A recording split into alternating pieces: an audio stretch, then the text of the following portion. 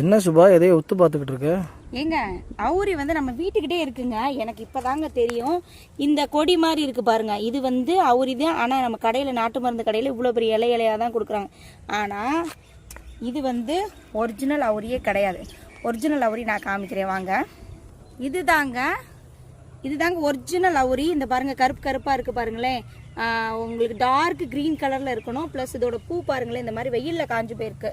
So இதோட பூ பாருங்கள், ஒரு மாதிரி சின்ன வந்து ஊதா கலரில் ஒரு பூ பூக்கும். இதுதான் வந்து அவுரி. நாட்டு மருந்து கடையில் நீங்கள் போய் வாங்குறீங்கன்னா இப்படி டிஃப்ரென்ஸ் பார்த்து வாங்குங்க, நம்மளை ஏமாத்துறாங்க. அதனால் அவுரி வந்து என்ன பெனிஃபிட் அப்படின்னு பார்த்தீங்கன்னா, ஹேருக்கு ரொம்ப நல்லதுங்க. ஹேர் பேக்குக்கு, ஷியக்காக்கு, ஒரு ஹேரை வந்து பூஸ்ட் பண்ணுறது, ஹேர் டைக்கு எல்லாமே இண்டிகோ. அவுரி இன்னொரு பேர் இண்டிகோ.